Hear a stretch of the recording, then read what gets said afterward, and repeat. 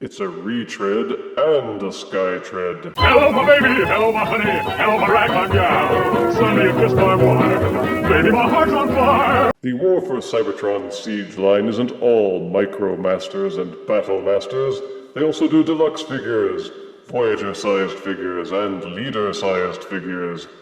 Unfortunately, they're proving rather scarce due to a glut of Bumblebee movie figures and Cyberverse figures. And the only one my minions have managed to find is one of the Deluxe figures, Skytread. Back in Generation 1, they made some figures called Duocons. They were two vehicles that combined into one robot, with a spring-loaded gimmick that would trigger the transformation with the push of a button.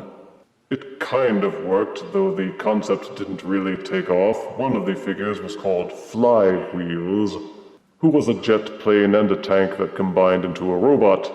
And it makes sense that they rechristened it Skytread, because while there is such a thing as a flywheel, it didn't make sense for this guy since his ground vehicle is a tank, which uses treads and not tires. The Deluxe boxes are now configured more like the Studio series, with cardboard enclosing the entire figure. Ominously, they seem to have tilted the feet forwards to present the illusion that this figure is taller than it should be in order to fill out the box a little better. Character art is off on the sides, and on the back, studio shots of the vehicle modes and the combined robot. Also shown are images depicting how to interact with the separately sold Battle Masters figures, as well as a heapin' helpin' of legalese. As with the smaller figures, they seem to have ditched any kind of bio, so let us unbox Skytread and review him properly. And here are Skytread's two vehicles in vehicle mode. One, a ground-pounding tank. The other, a high-flying jet. Both are roughly the same size and roughly equal in terms of mass and weight. Both are a deep reddish purple with silver highlights, artfully splattered battle scars. Both feel quite solid and hold up well under normal handling. The tank has wheels below the treads, allowing him to roll on level surfaces. The treads are purely cosmetic and don't do anything. Sadly, the guns don't tilt, and the turret doesn't rotate. There isn't much you can do with the tank except to use these holes to plug in additional weapons in accordance with its Battlemaster compatibility. You can take other Battlemasters and other weapon accessories to plug them into these holes, and even use the Prime Armor accessories from Power of the Primes and plug those in as well. They will fit anything that uses a 5mm peg, and you may use any and all of them to deck out the tank. You can even take the extra guns and prime armor from other lines and plug those in to boost his tankiness. As for the jet, well, it also has several ports where you can plug things in. But like most Transformer jets, it suffers from cargo belly. Look at it from the top, and it looks like a decent plane. Look at it from the bottom or the side, and it looks like a folded-up robot with jet-shaped plating on top.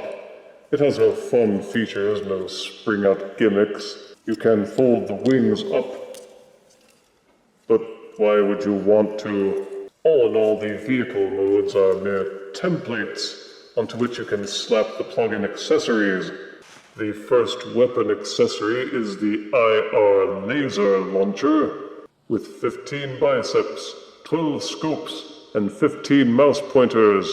Weapon 2 is the Electron Breacher, with 15 biceps, 14 scopes, and 9 mouse pointers.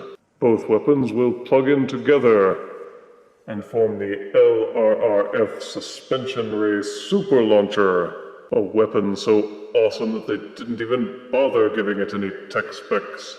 Either one of the weapons is compatible with the Battlemaster Fire Blast accessories to make it look like it's actually doing rootin' tootin' shootin' action.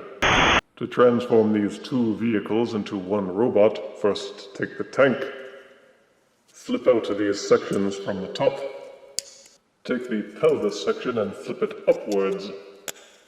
Rotate the pelvis so that it looks like a pelvis. Separate the two leg halves. Tilt the tank treads forward until they become the robot feet. Reclamp these sections closed until they become the robot shins. They will tab into place at the back of the tank treads. Take the jet, flip it upside down, and untab the robot arms from the plane. When transforming into a jet, they fold down and tab together like this. And these grooves on the insides of the arms tab into these little tabs up here. Pull those apart to separate the robot arms. There are hinged sections underneath the jet. Rotate those outwards. Flip the robot hands out from the forearms.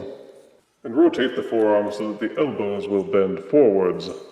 Inside the jet body are tiny secondary hinged sections. Splay them out a little bit, and first rotate this section up so that this hole is pointing outwards.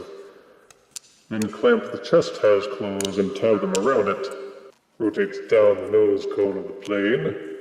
And this slot here should be tabbed into this tab here. This will also trigger the dramatic head reveal. With the two halves transformed, you may insert the lower body into the upper body. They should click together and hold firmly. And this is Skytread in robot mode. He has lots of detailing, the paint applications are neat, and his colorization is a rough match to his old Generation 1 days. He has visor eyes and robot lips, with a nicely detailed face. He feels quite solid, and his joints feel nice and tight, hopefully not to the point where the plastic fatigues and cracks over time. The Siege figures are engineered to take advantage of the Battlemaster gimmicks, which means that instead of just 1 or 2 5mm peg holes, this figure is pocked with them. Skytread has them on the upper arms, the lower arms. He has them on his shins and on his back, and even underneath the tank treads. This means that the weapon accessories, the Battle Masters, the Fire Blast accessories, the Prime Masters, and the Titan Master armor can be plugged all over him. This can be a handy way to store all the extra pieces that you might have lying around, though it could make moving around on the battlefield a little difficult.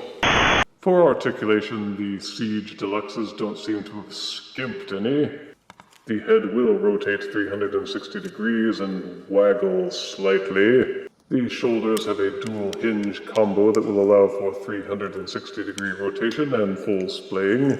Upper bicep swivel is included. The arms will bend at the elbows to a fairly high degree. You may tilt the hands in and out as part of the transformation. The hips also have the dual hinge combo, which will allow for rotation and splaying, including an upper thigh swivel, bendable knees. The feet will tilt forwards and backwards, and also tilt in and out on this pivot, so you can get excellent range of motion out of Skytread, and adjust his center of balance to compensate for whatever weapons you have laden him with. For size comparison, here is Deluxe Siege Skytread, next to Legend size Power Glide. Here is Deluxe Siege Skytread next to Leader Class Combiner Wars Armada Megatron. Here is Siege Deluxe Skytread next to Combiner Wars Sky Rain. And here is Deluxe Siege Skytread next to Generation 1 Fly Wheels.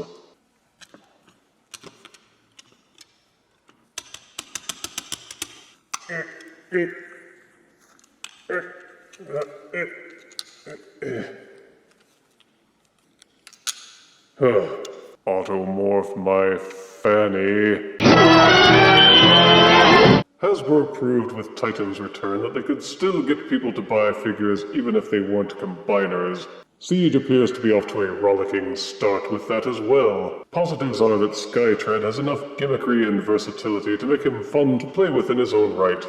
And if you really can't let go of combiners, he does that too on a smaller scale. He has good colors, good detailing, and he's definitely not too simple.